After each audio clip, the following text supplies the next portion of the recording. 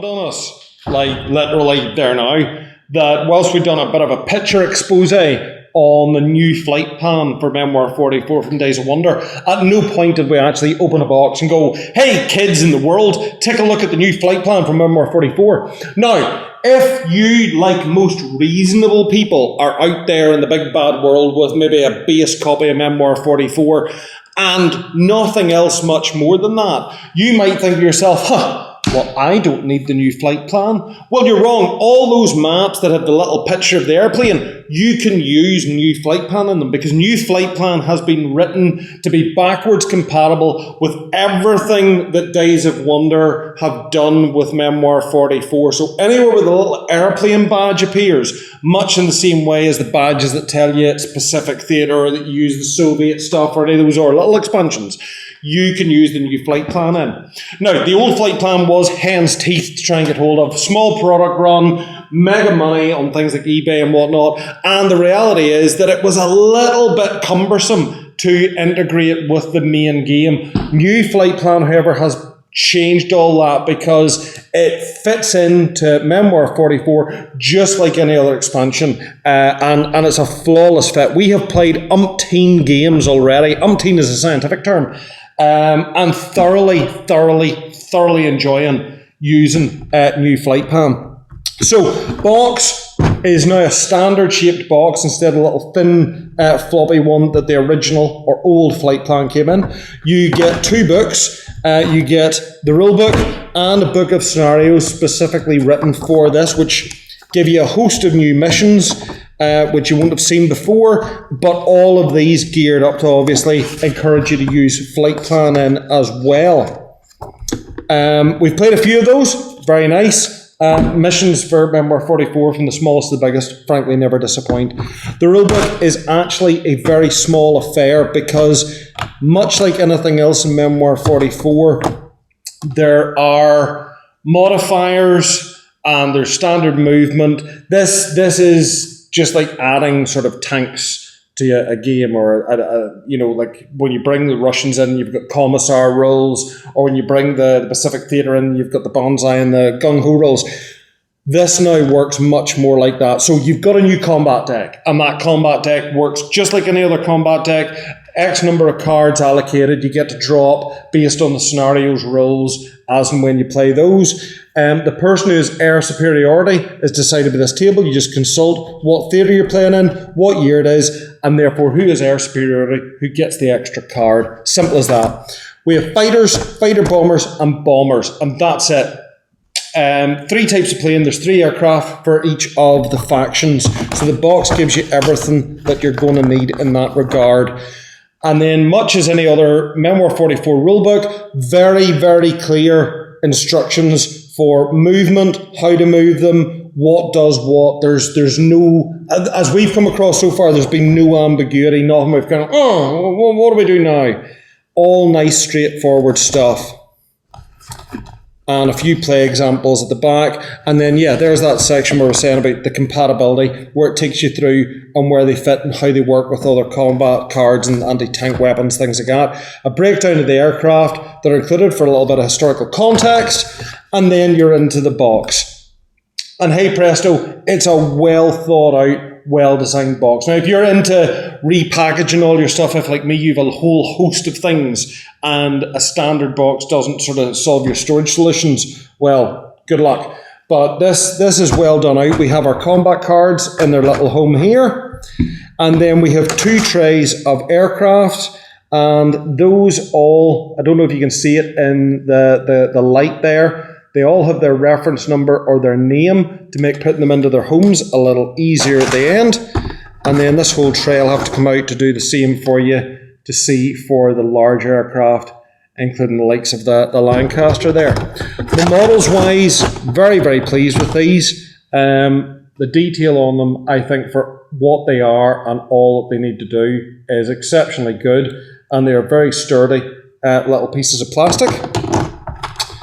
Then you have your host of tokens. You have machine gun rounds, bomb rounds, and faction symbols. And then you've got these nice little flight stands. There are extra pegs for them, so you can give more height if you want to. A little bit like the X-Wing sort of stands.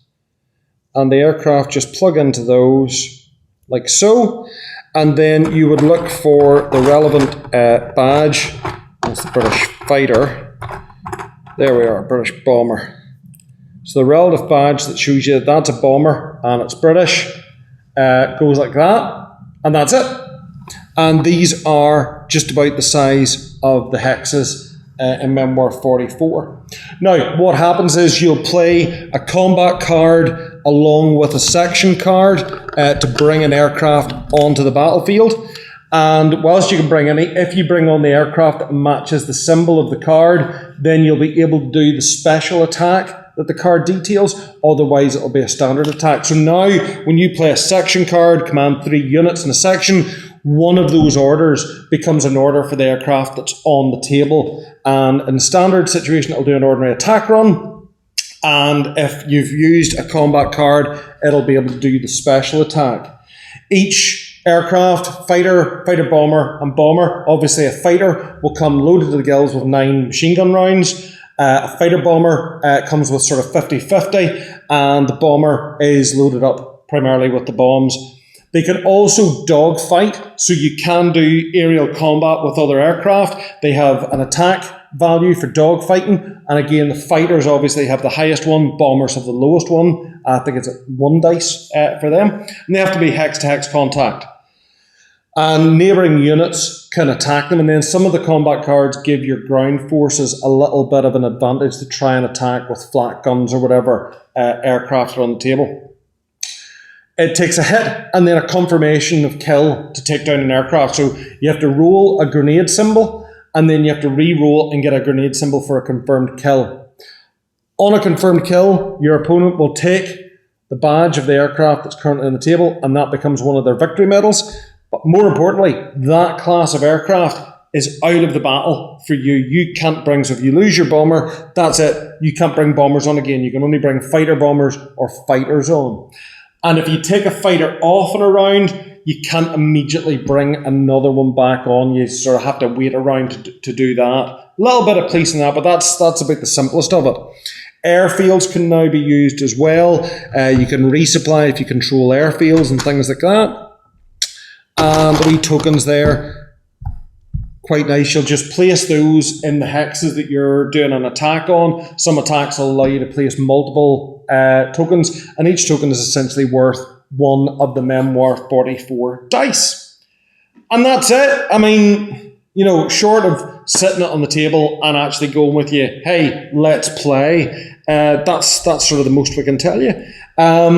Personally, in the space of time I've had it, it's had like 10 times more games on the table than the original Flight Pan. I think I've probably used original Flight Pan maybe 3 times. This has been out in so many battles now already, because we've really at the club been doing an awful lot more Memoir 44 again. So I cannot, if you are, I was going to say a fairly keen Memoir 44 fan, I would actually go so far as to say if you're a strong casual fan of Memoir 44, with the difficulty in getting so many of the other expansions, strike now, get out there and get this. Unless you plan to do campaign gaming and have multiple tables from that time, you don't need any more than 1 copy. So it's not like there's any advantage to run out there, but certainly if you can afford to buy a spare one and stick it on the shelf, with the history of Memoir 44 expansions, there's no denying that in a short space of time, it could be worth a bob or 2 more to you. Not that I endorse that sort of thing, it's just sadly the reality. So yeah, if you're a strong casual fan, it will add a new dimension to those familiar scenarios that you've already played. It will add a host of new scenarios for you, and you will get even more mileage and more playtime out of even just the base set of Memoir 44, in our humble opinion. And of course, if you go out there and get any more of the map packs or the other expansions, which are adding obviously more depth and more opportunity to you, then this will accompany you on that journey quite ably. Fantastic little expansion, really nice finish, really nice quality, and we are very, very satisfied with it. Cannot recommend it hard enough. It's a 2 thumbs from the WEEGAMERS and the Bunker Club, and we don't hand them out too often.